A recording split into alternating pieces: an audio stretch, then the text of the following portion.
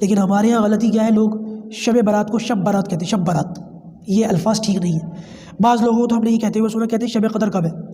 شب قدر وہ ہے جو رمضان کے آخری عشرے میں تلاش کرو، اللہ تعالیٰ نے اس کو آخری 10 دنوں میں چھپا دیا۔ اور شب برات صحیح الفاظ یہ ہے، شب یعنی کہ رات، اور برات یعنی کہ نجات، شب برات یعنی کہ نجات کی رات۔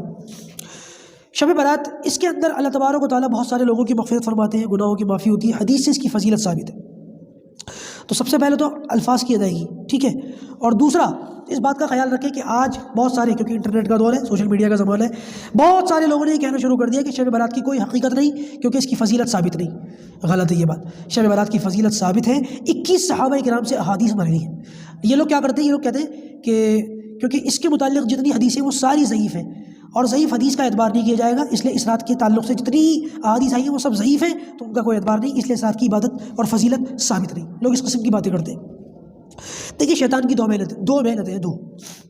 پہلی محنت تو شیطان کی یہ ہے کہ ہم لوگ ایسی کوئی بات دیکھیں، ایسا کوئی موقع پائیں تو ہم اس کو غفلت سے گزار دیں، اس میں کچھ بھی نہ کریں، اس کا انکار کر دیں، محنت ہی نہ کریں۔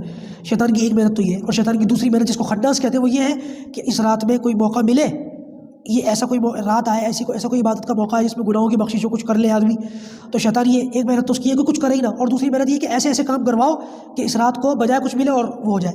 تو لہٰذا شیطان کی ایک محنت تو یہ ہوئی کہ یہ لوگ کھڑے ہو گئے اور انہوں نے اس رات کی فضیلت کا انکار کر دیا۔ جیسے کہ میں نے بتایا، ٹھیک ہے، مانتا ہوں اس بات کو کہ ساری حدیثیں ضعیف ہیں، لیکن علماء نے 2 اصول بیان کیے ہیں۔ ایک اصول تو علماء نے یہ بیان کیا ہے کہ ضعیف احادیث کا اعتبار فضائل کے اندر کیا جائے گا، فضائل کے اندر اگر ضعیف حدیث بھی آ جائیں تب بھی اس کا اعتبار کیا جائے گا۔ بڑے بڑے چوٹی کے علماء نے اس کا یہ اصول بیان کیا ہے، یہی اپنی بات نہیں ہے۔ اور دوسرا علماء نے اصول یہ بیان کیا کہ اگر کوئی حدیث ضعیف بھی ہو لیکن کسی دوسری حدیث سے اس کی تائید ہو جائے تو اس کا ضعف دور ہو جاتا ہے۔ اور یہاں پر تو 21 صحابہ کرام، اصلاحی خطبات میں حضرت مولانا مفتی تقی عثمانی صاحب نے بیان کیا کہ 21 صحابہ کرام سے اس کی تائید ملتی ہے، تو اس کا ضعف وہ نہیں ہے، اس کا ضعف ختم ہو چکا۔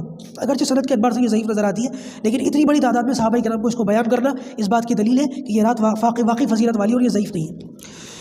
تو شیطان کی 2 محنتیں، ایک محنت تو یہ ہے کہ یہ لوگ کھڑے ہو گئے، انہوں نے محنت ہی کرنے نہیں دی، کچھ کرنے نہیں دیا، کمانے کا موقع تھا کمانے نہیں دیا۔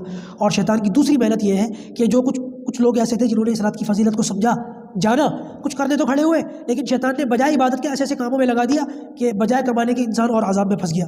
نہ جانے ہم کون کون سے کام کر رہے ہیں آج، کن کن چیزوں میں لگ رہے ہیں آج۔